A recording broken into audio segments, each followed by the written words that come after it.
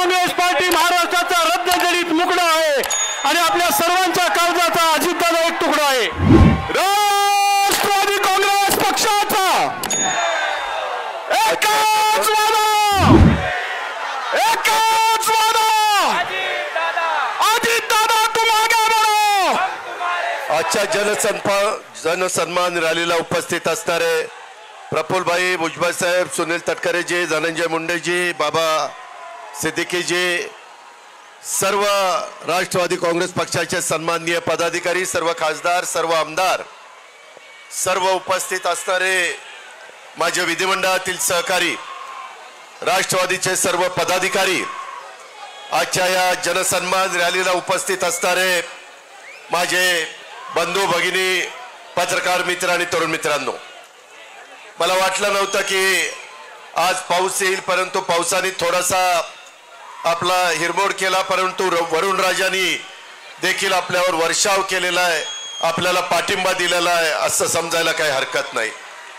मित्रांनो, लोकसभेच्या निवडणुकीच्या निकालाच्या नंतर मी पहिल्यांदाच आपल्या सगळ्यांच्या समोर इथं उभा आहे आणि मला आपल्याला एकच सांगायचं आहे की मी आपल्या सगळ्यांच्या समोर एक विकास आणि गरीब लोकांना मदत करण्याच्या हेतूने उभा आहे। संपूर्ण राज्यामध्ये विधानसभेच्या निवडणुकीच्या निमित्तानं कानाकोपऱ्यामध्ये जाऊन आम्ही हाच विचार सर्व जनतेला सांगण्याचा प्रयत्न करणार आहे। तुम्ही पहा, मी जो मधल्या काळामध्ये निर्णय घेतला, तो निर्णय घेतलेला असताना काहींनी थोडंसं वेगवेगळ्या प्रकारचं मत व्यक्त केलं, परंतु राष्ट्रवादी काँग्रेस पक्षाच्या असंख्य आमदारांनी विकासाच्या करता तो मुद्दा, विकासाच्या करता तो निर्णय हा घेतलेला होता आणि ते चित्र तुम्हाला सगळ्यांना पाहायला मिळालं। लोकसभेच्या निवडणुकीच्या निमित्तानं आपल्याला थोडं अपयश आलं, परंतु मी कार्यकर्त्यांना सांगेन, जनतेला सांगेन, अपयश आलं म्हणून खचून जायचं नसतं आणि कालच्या विधान परिषदेच्या निवडणुकीमध्ये 9 आमदार आपले निवडून आले म्हणून हुरळून पण जायचं नसतं। यश पण पचायला शिकलं पाहिजे आणि अपयश आलं तरी खचून न जाता मोठ्या नव्या उमेदीनं लोकांच्या समोर जाण्याच्या करता आपण तयारी ठेवली पाहिजे आणि तीच तयारी मी आणि माझ्या सगळ्या सहकारी मित्रांनी ठेवलेली आहे। तुम्ही पाहा, कालच्या निवडणुकीमध्ये शिवाजीराव गर्जे असंख्य वर्ष तुमच्या माझ्या राष्ट्रवादी काँग्रेस पक्षामध्ये एक कार्यकर्ता म्हणून काम करणारे, सगळ्यांना आलेल्या गेलेल्यांचं जे काही अडीअडचणी आहेत ते समजून घेणारे, त्या आम्हा लोकांच्या कानावर घालणारे, अशा पद्धतीनं जे शिवाजीराव गर्जे होते, अनेक वर्ष आमच्या सगळ्यांच्या मनात होतं की त्यांना संधी मिळाली पाहिजे, परंतु काही ना काही अडचणी येत होत्या। काल मात्र राष्ट्रवादी काँग्रेस पक्षाने शिवाजीराव गर्जेंना आमदार करण्याचं काम केलं, सगळ्यांनी आशीर्वाद देण्याचं काम केलं। दुसरा एक तरुण सहकारी आपला परभणीचा राजेश विटेकर, की ज्याला आपण लोकसभेची उमेदवारी देणार होतो, परंतु काही कारणाने आपण तिथं जरा थांबलो। आपल्यातले सहकारी महादेव जानकरांना ती उमेदवारी दिली आणि त्यावेळेस पहिल्या सभेमध्ये मी सांगितलेलं होतं की राजेश, 6 महिन्याच्या आत राष्ट्रवादी काँग्रेस पक्ष तुला आमदार केल्याशिवाय गप्प बसणार नाही आणि तो निर्णय आपण कालच्या निवडणुकीच्या निमित्तानं उभ्या महाराष्ट्राला दाखवून दिला। आपण शब्दाचे पक्के आहोत, जो आपला वादा असतो तो वादा आपला पक्का असतो, हे महाराष्ट्राला माहिती आहे। मित्रांनो, अनेक गोष्टी आहेत, माझ्या आया बहिणी इथं असंख्य संख्येने आहेत। मला ज्यावेळेस अर्थ मंत्रालय मिळालं त्यावेळेस मी विचार केलेला होता की यावेळेस काही झालं तरी आपण त्यामध्ये विकास आणि गरिबी ह्या करता मदत करायची आहे। मित्रांनो, तशा पद्धतीने आपण निर्णय घेतला आणि आपल्या महिलांच्या करता लेक बहीण माझी लाडकी बहीण योजना ही योजना आपण आणली। काही विरोधकांनी आमच्यावर टीका केली माझ्याबद्दल काही वेडवाकडं बोलले, परंतु त्याला मी फार महत्व दिलं नाही. कारण मला जाणीव होती, मला खात्री होती, महायुतीच्या वतीनं एकनाथराव शिंदे असतील, देवेंद्र फडणवीस असेल, मी असेल किंवा माझे सगळे सहकारी असतील, आपण ती योजना चांगल्या प्रकारे राबवू शकतो हा एक विश्वास मला होता. का तर त्याच्यात माझ्या गरीब महिलेला मला मदत करायची होती, माझ्या मातेला मला मदत करायची होती, माझ्या मुलीला मला मदत करायची होती. आणि तशा पद्धतीचं काम आपण 1 जुलैपासून सुरू केलेलं आहे. मला आजच्या सभेच्या निमित्तानं उभ्या महाराष्ट्रातल्या माता भगिनी आणि मुलींना सांगायचंय, तुम्ही काळजी करू नका. जुलै ऑगस्ट मध्ये जरी फॉर्म भरायला तुम्ही अर्ज करा, तो तुमचा अधिकार आहे. तो अर्ज केल्यानंतर तो अर्ज वेळेमध्ये कसा मंजूर होईल याबद्दलची खबरदारी आम्ही घेऊ, त्याबद्दलची काळजी आम्ही घेऊ. मगाशी माझ्या काही महिला म्हणाल्या की अजित पवार ह्याच्यामध्ये काही त्रुटी होत्या, आम्ही त्याच्याकरता रेशन शिधाव कार्ड वाटप कार्ड आपण त्यामध्ये मंजूर केलं, आपण पिवळं रेशन कार्ड आपण मंजूर केलं, भगवं रेशन कार्ड मंजूर केलं. का तर माझ्या आया बहिणींना, माझ्या मुलींना त्रास कमी व्हावा म्हणून. मी महाराष्ट्राला सांगू इच्छितो की या योजनेच्या करता आमचा अंदाज आहे, चांद्यापासून बांद्यापर्यंत 2.5 कोटी महिलांना दर महिन्याला 1,500 रुपये मिळणार. दर महिन्याला म्हणजे 2 महिन्याचे पैसे. ऑक्टोबर मध्येच भाऊबीज, रक्षाबंधन आहे, राखी पौर्णिमा 19 तारखेला, साधारण त्यावेळेस त्या माझ्या भगिनीच्या खात्यावर बँकेत 3,000 रुपये देण्याचा निर्णय आपण घेतलेला आहे. काळजी करू नका. माझी दुसरी एक विनंती आहे, काही माझ्या युतीचे सहकारी म्हणाले की ही जी सभा होतीये त्याच्यामध्ये राष्ट्रवादी काँग्रेस पक्षाचं सगळं दिसतंय, परंतु ही राष्ट्रवादी काँग्रेस पक्षाची सभा आहे. पुढे आमच्या विभागामध्ये युतीच्या सभा होणार आहेत, ज्याला एकनाथराव शिंदे शिवसेना असेल, ज्याच्यात देवेंद्र फडणवीस भाजपा असेल, ज्याच्यात अजित पवार आणि त्यांचे राष्ट्रवादी काँग्रेसचे सगळे सहकारी असतील, अशी महायुतीची आणि त्यांच्या मित्रपक्षांच्या सभा प्रत्येक विभागामध्ये होणार आहे, प्रत्येक जिल्ह्यामध्ये होणार आहे. त्याच्यामुळं या सभेचा आणि त्याचा अर्थार्थी संबंध नाही. हे राष्ट्रवादी काँग्रेस पक्षाने जनसन्मान रॅली सुरू केलेली आहे. ती रॅली सुरू करत असताना आम्ही कुणालाही वंचित ठेवलेलं नाहीये. आज मी सकाळी माझ्या काही महिलांचे अर्ज पंचायत समिती बारामतीमध्ये स्वीकारायला गेलो. त्याच्यामध्ये एक म्हणाली, दादा तुम्ही त्याच्यामध्ये सांगितलंय 4 चाकी वाहन असल्यावर त्यांना मिळणार नाही. म्हणलं ट्रॅक्टर असला तरी त्यांना मिळणार. पण ते म्हणले की दादा माझा नवरा ड्रायव्हर आहे आणि तो रात्री गाडी घेऊन माझ्या घरी येतो आणि त्याच्यामुळे ती गाडी तर आमचीच समजतील आणि मग 4 चाकी वाहन आमची काय चूक आहे. मी तमाम माझ्या ड्रायव्हर लोकांना महाराष्ट्रातल्या सांगतो, त्यांच्या सगळ्या पत्नींना सांगतो, भगिनी वर्गाला सांगतो, मुलींना सांगतो, काळजी करू नका. ज्यांच्या स्वतःच्या नावावर गाडी आहे अशांना त्याच्यामध्ये धरलं जाणार नाही.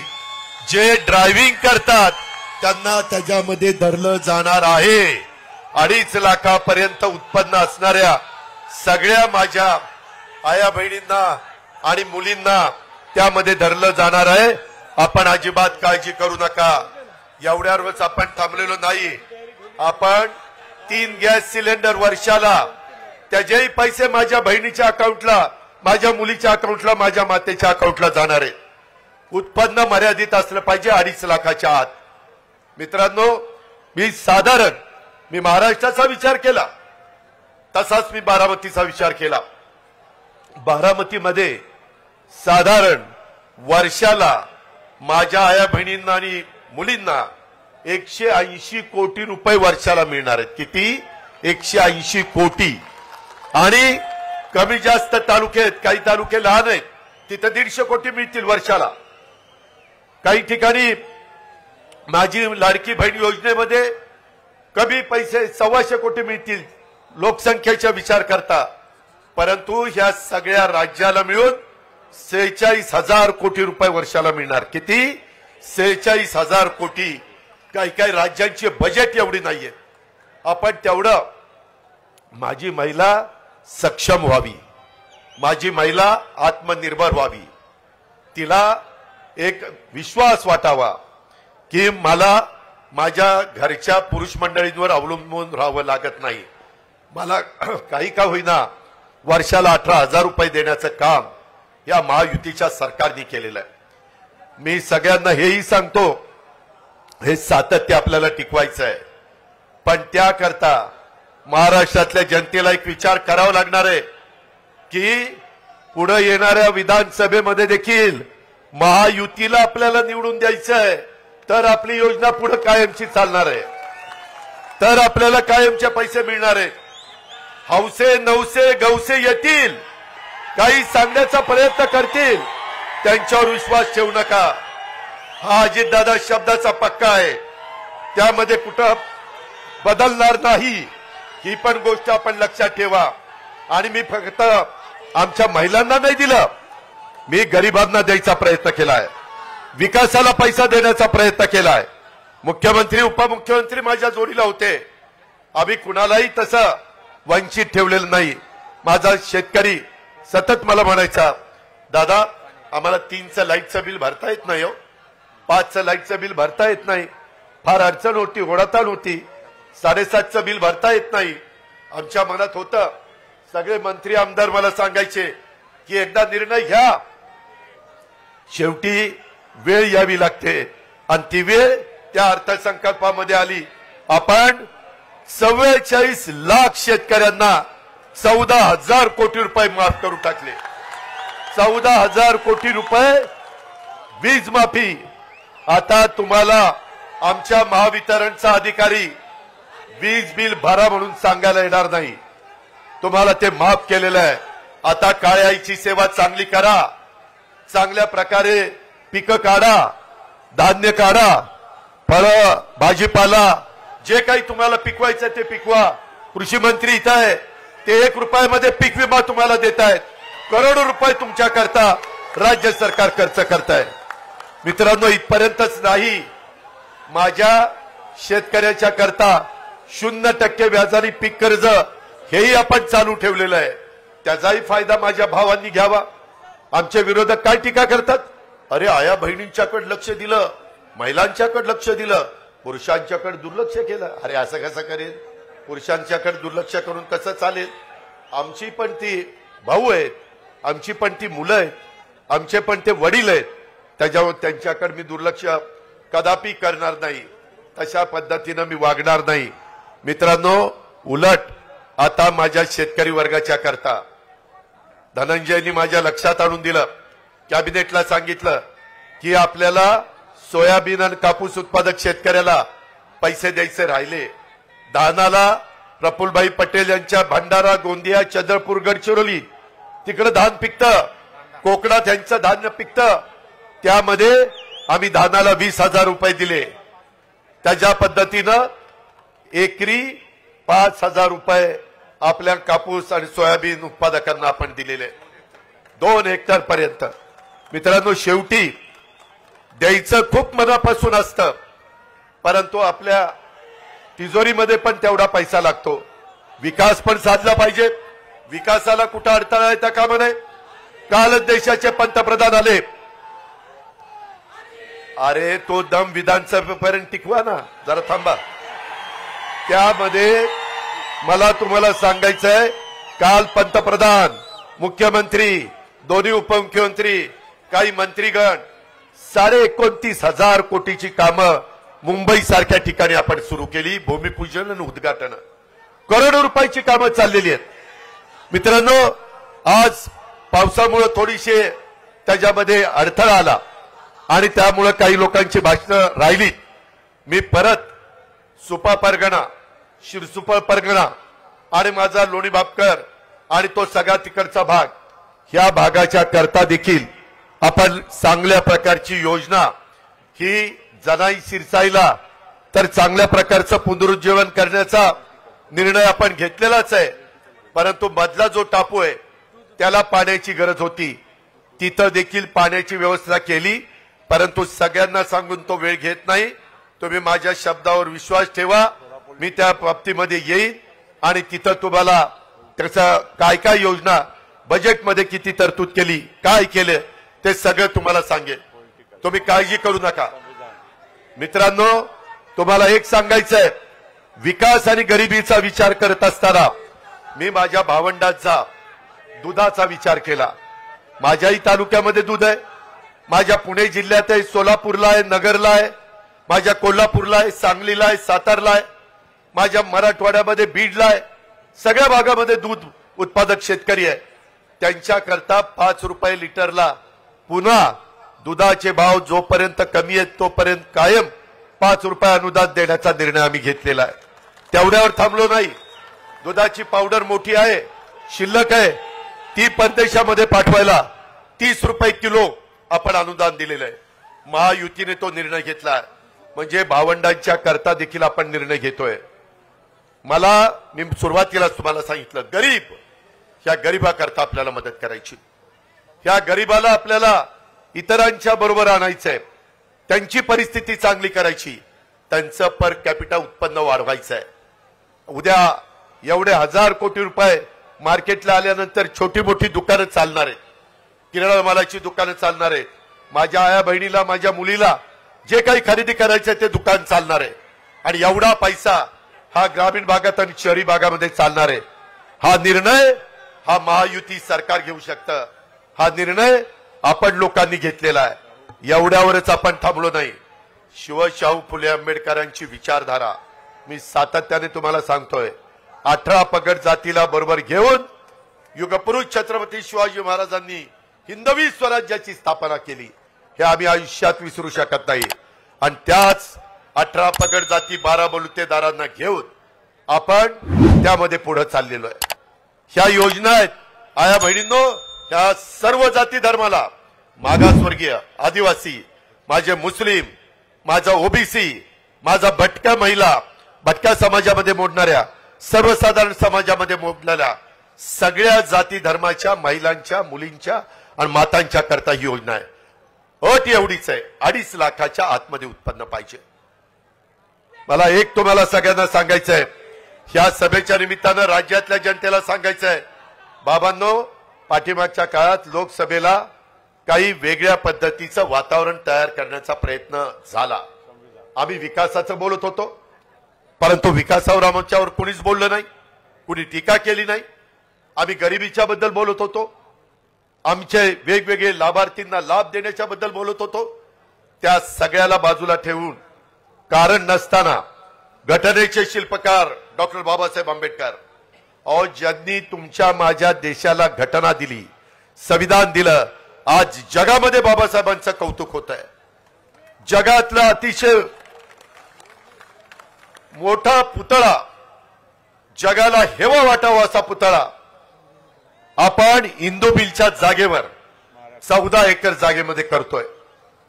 एवढाच चांगला पुतळ्याचं काम, स्मारकाचं काम पुढच्या पिढ्यानपिढ्या घटनेचे शिल्पकार डॉक्टर बाबासाहेब आंबेडकरची विचार, त्यांची विचारधारा प्रत्येकाच्या पर्यंत पोहोचली पाहिजे.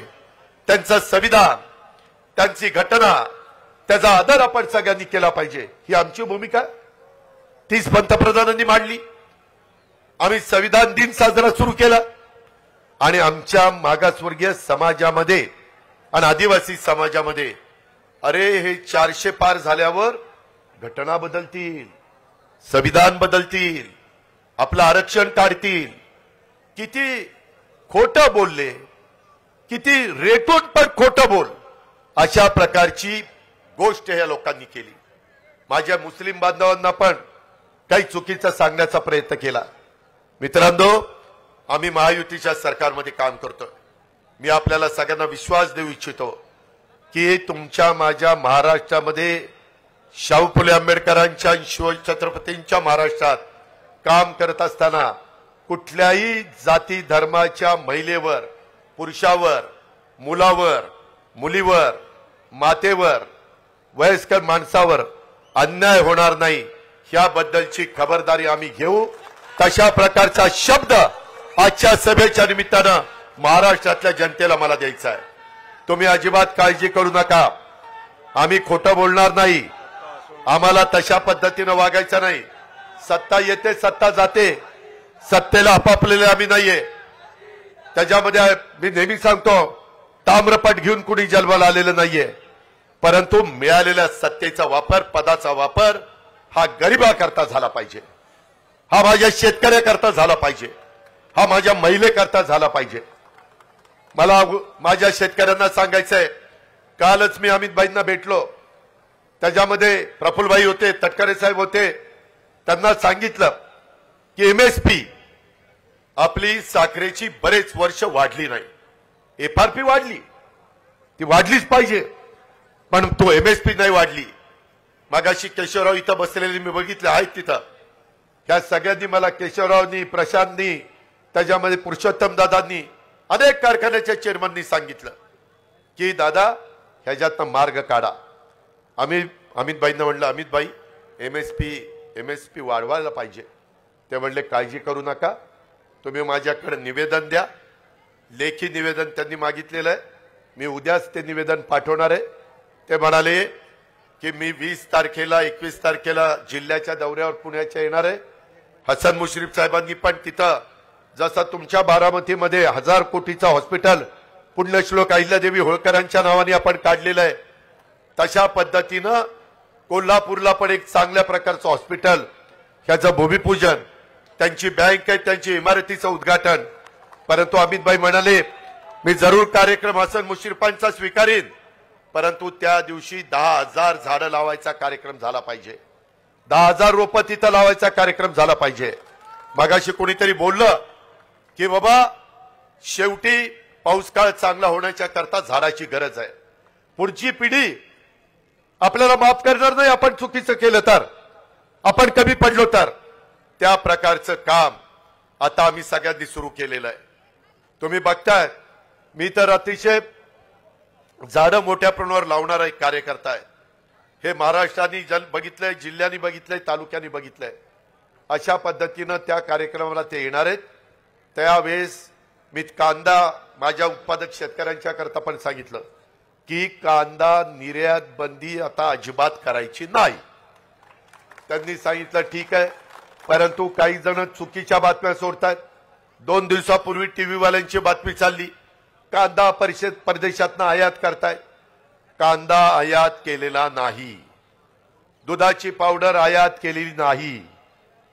आम्ही सगळ्यांनी ही गोष्ट सांगितलेली आहे. जसं शहरी भागातल्या लोकांना परवडलं पाहिजे तसं माझ्या उत्पादन करणारा शेतकरी त्यालाही परवडलं पाहिजे, त्याचाही प्रपंच चालला पाहिजे. त्यालाही 2 पैसे मिळाले तर तो त्याच्या कुटुंबाचा चांगल्या प्रकारचा विचार करेल. आत्महत्येपासून मला माझ्या महाराष्ट्रातल्या शेतकऱ्याला मागं खेचायचंय, त्याला सगळ्या सुविधा द्यायच्यात. तुम्ही घाबरू नका. राज्य सरकार तुमच्या पाठीशी आहे. केंद्र सरकारच्या कोट्यवधी रुपयाच्या योजना आपण तिथं आणण्याच्या करता कुठं कमी पडणार नाही. काल देशाच्या पंतप्रधानांनी पण सांगितलं जसं देशाची आर्थिक राजधानी मुंबई आहे तसं आता जगाची आर्थिक राजधानी मुंबई करण्याच्या करता आपण सगळेजण एकमेकाला मदत करू. ही भूमिका पंतप्रधानांनी मांडलेली आहे. मित्रांनो, कृपा करा आणि कुठेही आपण चुकीच्या प्रचारावर नरेटिव्ह जो काही सेट करण्याचा प्रयत्न करतात, खोटं सांगण्याचा प्रयत्न करतात, ह्या गोष्टीवर विश्वास ठेवू नका. मला अशाच माझ्या भगिनी भेटायच्या, म्हणायच्या दादा हे तुम्हाला पटतं का? म्हणलं काय, मागासवर्गीय आणि आदिवासी समाजामध्ये गरिबी असते म्हणून त्यांच्या मुलांना मुलींना तुम्ही मोफत शिक्षण जे कॉलेजपर्यंत त्यांना जिथपर्यंत शिकायचं तेवढं देता. सगळा खर्च राज्य सरकार करतं. परंतु हे 2 समाज सोडून इतर जे समाज आहेत, ओबीसी आहे, सर्वसाधारण आहे, माझा मुस्लिम समाज आहे, माझा अल्पसंख्याक समाज आहे, ह्या सगळ्यांच्या मध्ये पण काही गरीब वर्ग आहे ना, त्यांच्या मुलींनी कसं शिकायचं? त्यांच्या आई वडिलांचं तर तेवढं उत्पन्न नाहीये आणि मग ते कसं त्यांचा खर्च करणार? आणि मधी एकदा असंच मला मुख्यमंत्री एकनाथराव शिंदेंनी सांगितलं, रात्री त्यांना 12-1 वाजता फोन आला चंद्रकांत दादा पाटलांचा की बाबा ह्या ठिकाणी एका आई वडिलांना पैसे कमी होते आणि त्यांना शासनाच्या तर्फे 50% मदत मिळत होती, परंतु 50% देखील आपल्या मुलीच्या राहिलेल्या शिक्षणाकरता आपण आणू शकत नाही, म्हणून तिथं आत्महत्या झाली. आमच्या मनाला वेदना झाल्या. सत्ता ही पद उपभोगण्याच्या करता चालवायची नसते. त्यावेळेस आम्ही निर्णय घेतला की येणाऱ्या अर्थसंकल्पात सगळ्या जाती धर्माच्या मुलींना त्यांचे आई वडील गरीब असतील तर त्यांचं कॉलेजचं शिक्षण मोफत करायचं. त्यामध्ये मेडिकल असो, त्यामध्ये इंजिनिअरिंग असो, त्याच्यामध्ये टेक्निकल असो, ह्या पद्धतीचा निर्णय घेतलाय.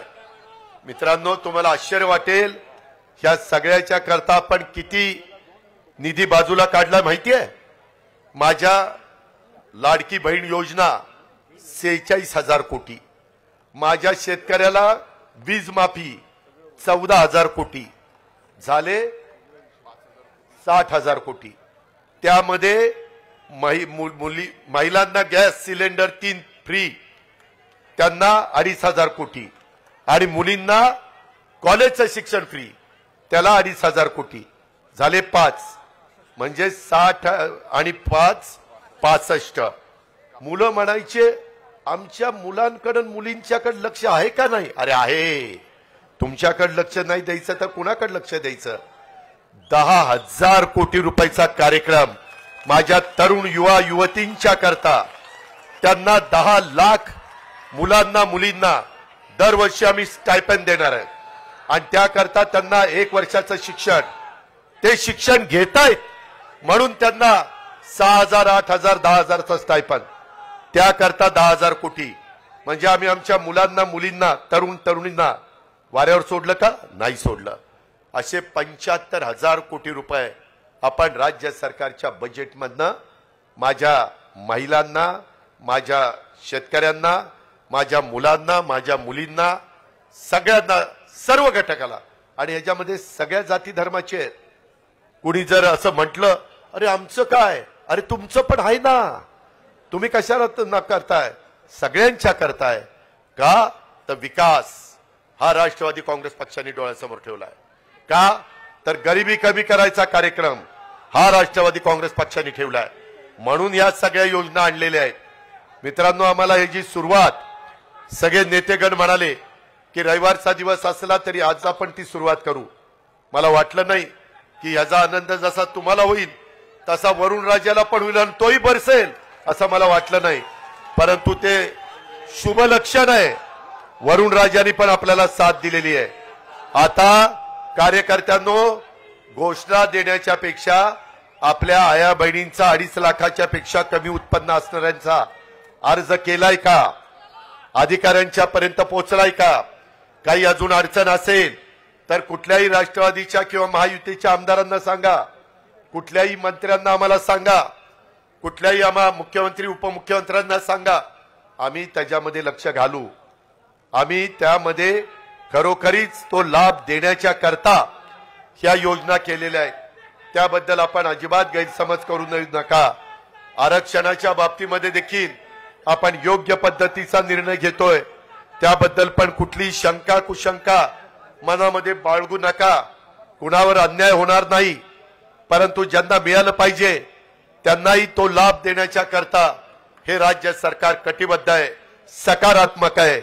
ही पण बाब मला या सभेच्या निमित्तानं माझ्या महाराष्ट्राला सांगायची आहे, माझ्या तमाम कार्यकर्त्यांना सांगायची आहे. कार्यकर्त्यांनो, आज जनसन्मान रॅली निघालेली आहे. आता विधानसभेचं मतदान होईपर्यंत ही थांबणार नाही. आपल्याला सगळा महाराष्ट्र ढवळून काढायचा आहे. आपल्याला प्रत्येक जिल्हा ढवळून काढायचा आहे, प्रत्येक तालुका ढवळून काढायचा आहे. अनेक वेगवेगळ्या प्रकारच्या योजना ह्या आपण त्या बाबतीमध्ये करतोय. यंदा पाऊस काळ चांगला आहे. काही ठिकाणी आम्हाला दुबार पेरणी करावी लागते. त्याकरता देखील जे काही युरिया असेल, DAP असेल, जी खतं असतील ती खताच्या करता बियाणं चांगलं देण्याच्या करता आपले कृषी मंत्री त्या ठिकाणी लक्ष देऊन आहेत. कृषी मंत्री केंद्रीय जे शिवराजजी चव्हाण त्यांची आणि धनंजयची चांगली ओळख आहे, माझी त्यांची चांगली ओळख आहे. त्यांनी पण मला सांगितलंय, दादा आता तुम्ही काळजी करू नका. त्यांनी त्यांच्या स्वतःच्या मध्य प्रदेशमध्ये स्वतः प्रफुल्लभाईंना माहिती आहे, त्यांच्या जवळच मध्य प्रदेश आहे गोंदियाच्या. त्यांना विचारा, कृषीचा कार्यक्रम ते मुख्यमंत्री शिवराजसिंग चव्हाण असताना एवढा चांगला राबवला गेला की करोनाच्या काळामध्ये कृषीचा दर तिथं सगळ्यात चांगला देशात नंबर 1चा होता. म्हणून देशाचे पंतप्रधान नरेंद्र मोदींनी त्यांच्याकडे कृषी विभागाची जबाबदारी दिलेली आहे. ते म्हणाले, आता शेतकऱ्यांनी काळजी करण्याचं कारण नाही, मला त्याच्यातले बारकावे माहिती आहेत, मला त्याच्यातल्या अडीअडचणी माहिती आहेत. मित्रांनो, भावनिक होऊ नका. इमोशनल होऊन प्रश्न सुटत नाही. प्रश्न सोडवण्याच्या करता रात्रंदिवस कष्ट करावे लागतात, काम करावं लागतं, विकासाचं ध्येय डोळ्यासमोर ठेवून पुढे जायचं असतं. बारामतीच्या परिसरामध्ये पुणे जिल्ह्यामध्ये कसा विकास केलाय हे सांगायला काही कुणाला ज्योतिषाची गरज आहे असं मला वाटत नाही. मात्र तुम्ही एक गोष्ट लक्षात घ्या, ह्या सगळ्यांनी राष्ट्रवादी काँग्रेस पक्षाच्या राष्ट्रीय अध्यक्षपदाची जबाबदारी ही माझ्यावर त्या ठिकाणी सोपवलेली आहे. मला बारामती बघत बघत आपले 13 तालुके, आपलं पुणे आणि पिंपरी चिंचवड शहर, आपला महाराष्ट्र हा फिरायचा आहे. त्याच्यामुळे इथल्या माझ्या आया बहिणींनी, इथल्या माझ्या तरुण तरुणींनी, इथल्या माझ्या वडीलधाऱ्यांनी ती पण जबाबदारी चांगल्या पद्धतीनं पार पाडायची. हे कुणाच्या घरचं काम नाहीये, हे आपल्या सगळ्यांचं काम आहे. त्या कामामध्ये कुठं अजिबात कमी पडता कामा नये. आणि मी आपल्याला सगळ्यांना सांगेन की कुठल्याही परिस्थितीमध्ये जे डॉक्टर बाबासाहेब आंबेडकरांचे विचारधारा आपण पुढे घेऊन जात असताना त्यांच्या घटनेला आणि त्यांच्या संविधानाला जोपर्यंत आमच्या जीवात जीव आहे तोपर्यंत कुणी धक्का लावणार नाही. मी तर सगळ्या महाराष्ट्राला सांगितलंय, चंद्र आणि सूर्य जोपर्यंत आहेत तोपर्यंत संविधानाला कुणी धक्का लावू शकत नाही. तुम्ही विश्वास ठेवा, आम्ही शब्दाचे पक्के आहोत. आम्ही जो वादा करतो तो वादा पुराच करतो, हे पण आपण सगळ्यांना माहिती आहे. आणि असं असताना आपण गरिबांना एक चांगली त्यांची परिस्थिती निर्माण करायची आहे. आणि म्हणून या सगळ्या योजना आहेत. माझ्या बहिणींनी, माझ्या मातांनी, माझ्या मुलींनी त्याच्याकडे त्या नजरेने बघावं. कुणी गैरसमज निर्माण करण्याचा प्रयत्न केला तर त्याला ठासून सांगा, तुम्ही काहीतरी आता चुकीचं सांगू नका. आमचा दादावर विश्वास आहे, महायुतीवर विश्वास आहे, आम्ही त्याचंच ऐकणार. या पद्धतीची भूमिका माझ्या तमाम महाराष्ट्रातल्या मुलींनी आणि माता भगिनींनी घेतली पाहिजे. अशा प्रकारची माझी आपल्या सगळ्यांना विनंती आहे. वैयक्तिक गरजा आणि इच्छा आकांक्षा याबद्दलची कुठलीही कसर त्यामध्ये आम्ही ठेवणार नाही, याबद्दलची पण ग्वाही मी आपल्या सर्वांना सांगू इच्छितो. आज थोडंसं आमच्याकडनं काही चुका झाल्या. वास्तविक एवढी सभा असताना मोठा मंडप टाकायला पाहिजे होता, पण म्हटलं की कशाला उघड्यावर चांगली सभा घेऊ, पण त्याच्यामुळे जरा तुमचा हिरमोड झालाय. पण काळजी करू नका, काळजी करू नका. त्या सगळ्या गोष्टी आम्ही त्याच्यामध्ये पूर्ण करू. माझी तुम्हाला विनंती आहे की आता मी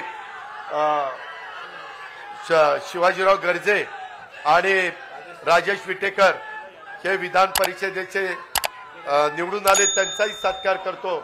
आणि स्वतः माजी उपमुख्यमंत्री भुजबळ साहेब आपल्याला मार्गदर्शन करतायत, ते मार्गदर्शन आपण ऐकावं अशी विनंती करतो. गर्जा हिंदुस्तान चॅनलला सबस्क्राईब करा आणि ताज्या घडामोडी जाणून घेण्यासाठी बेल आयकॉनवर प्रेस करा.